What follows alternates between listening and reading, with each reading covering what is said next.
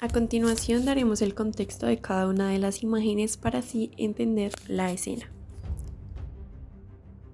Paul y Penélope se encuentran en una travesía, vienen de Río de Janeiro en busca de oportunidades y un mundo menos caótico. Es así como llegan a Venezuela. Sin embargo, se llevan una gran sorpresa, y no de las buenas, puesto que Venezuela es un país lleno de desigualdades, pobreza. Allí rige una dictadura al mando del presidente Maduro, quien usa la fuerza del poder de una manera muy violenta y en contra de su propio pueblo, a quien se supone que deberían proteger. Tanto en la segunda como en la tercera imagen podemos observar que la fuerza pública se va en contra de Paul y Penélope. Penélope queda sola, a la deriva, puesto que Paul se opone a todos los ideales y es así como Paul termina en la cárcel. Allí sufre un montón de cosas que más adelante serán contadas. Finalmente se reencuentran. Sin embargo, lo que no saben es que tanto Paul como Penélope sufrieron de grandes abusos debido a la dictadura que regía este país. Bueno, aquí es cuando Paul y Penélope comienzan a contar todo lo que sufrieron mientras estaban separados el uno del otro. Por su lado, Paul sufrió múltiples abusos, tortura tanto psicológica como física, que lo llevaron a problemas psicológicos que más adelante tuvieron graves consecuencias. Cabe resaltar que los abusos fueron perpetuados por la fuerza pública, quien se supone debe estar del lado del pueblo, aunque en esta situación no es así. Penélope, por su lado, tuvo que valerse por sí misma. No podía salir del país sin Paul, estaba haciendo todo lo posible por sacarlo de la cárcel y mientras esto sucedía se ganaba la vida en la prostitución. Por supuesto, Penélope también quedó con múltiples daños psicológicos y físicos, de los cuales no se pudo recuperar. Penélope ya no era la misma y Paul tampoco. Luego de esto y de las terribles vivencias de estos dos personajes, Paul y Penélope deciden viajar a Guatemala en búsqueda de la paz y la felicidad. Ahora bien, luego de la escena vista, previamente vamos a abordar los conceptos que tomamos para la realización de esta. En primer lugar voy a hablar acerca del utilitarismo, que es un supuesto inicial. Básicamente todos los seres humanos buscan un deseo común, que es el placer y evitar el dolor. Según la metaética y el video de Crash Course, también la lectura de Victoria Camps, entendemos que el utilitarismo va en contra del deseo colectivo y va más a favor de lo que crea una persona, en el caso de la escena, que pueda hacerlo feliz o que pueda conllevar a su felicidad o a su pues, sí, máxima realización y sus diferentes ideales. Bueno, por tanto logramos entender que Venezuela, en este caso Maduro, y fue el contexto que utilizamos en nuestra escena, es subjetivista moral. ¿Esto por qué?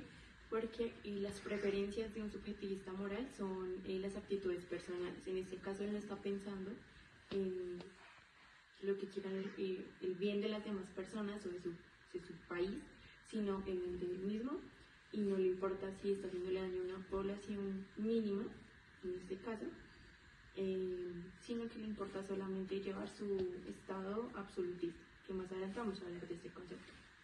Bueno, continuando con los puntos de vista éticos, tenemos que esta escena que planteamos también tiene perspectivas de realismo moral, porque en el caso del presidente Maduro considera que lo que está haciendo es verdadero, o sea, que es correcto, y no hay un consenso, no hay un acuerdo, él está imponiéndose, es autoritario, es absolutista, y puede incluso llegar a falsificar para lograr su fin, porque como vamos a ver más adelante, a nivel mundial se habla de que este presidente, con tal de ejercer su fuerza, puede hacerlo por medio de las mentiras también.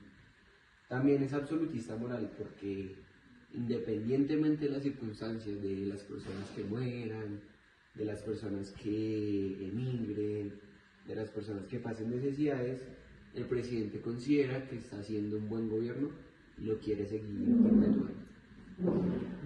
Siguiendo por este mismo hilo, tocamos el tema del Estado mínimo. El estado mínimo es que el Estado forja su pensamiento sobre las demás personas. Es decir, que todo tiene que estar a mi favor y todos tienen que venir a mí y los tomo. Ahí en la escena a Paul lo secuestran. Entonces cuando secuestran a Paul le genera mucho daño, lo extorsionan, lo maltratan y deja sola a Penélope. Penélope tiene que prostituirse y hacer demás cosas y a esto se le conoce como el estado mínimo. También abordamos la justicia lógica, que es el poder ser libre y no que un Estado nos represione, sino que estamos felices por decirlo así. En este estado mínimo, para complementar, es un estado en el que lo que prima es el poder policial. Entonces vemos cuando hay ese secuestro y cuando hay la prostitución que no se le están dando las garantías y se están vulnerando derechos. Los derechos naturales, Sí.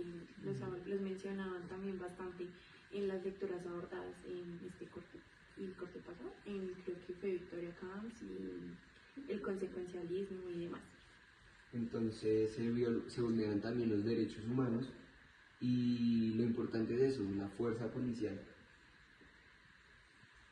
Esta parte del video se hablará sobre la explicación de temas con relación al tercer corte. Como grupo escogimos analizar las ramas del poder público para el país Venezuela y de cómo éstas se aplican en la actualidad.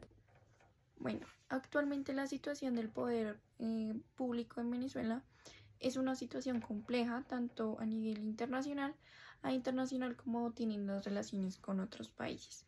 Bueno, en Venezuela se aplica la rama del poder ejecutivo con el presidente Nicolás Maduro, el cual sigue siendo jefe de Estado y de Gobierno desde el año 2013, que se eligió como presidente de la República. Sin embargo, su gobierno a lo largo de estos años ha sido causado de autoritarismo y de violar los derechos humanos del país. Bueno, la rama legislativa, la Asamblea Nacional, está controlada por el oficialismo chavista desde el año 2013, pues desde que el presidente se dio como electo. Las oposiciones venezolanas consideraron que las elecciones se llevaron a control de acciones fraudulentas como la alteración de los votos. Y la rama judicial, el Tribunal Supremo de Justicia, también conocido como TSJ, ha sido criticado por su falta de independencia y por ser un instrumento que el gobierno utilizó para consolidar su poder. La designación de magistrados ha sido cuestionada por no seguir los procedimientos legales adecuados. El poder ciudadano desde Venezuela se aplica en el Ministerio Público, la Defensoría del Pueblo y la Contraloría General de la República, el cual han sido acusados de estar también politizados y de no cumplir con sus acciones de manera parcial. Como ya se habían mencionado anteriormente, se obtiene la sospecha de que Nicolás Maduro se dio electo como presidente por la alteración de votos. Y el poder electoral, el Consejo Nacional Electoral, también conocido como CNE, como ya había mencionado anteriormente, ha sido acusado de manipular las elecciones y de no garantizar procesos electorales transparentes y justos. Actualmente, estas son los análisis que se llevan de cómo Venezuela aplica sus 5 ramas del poder público. Muchas gracias por su atención y por escucharnos.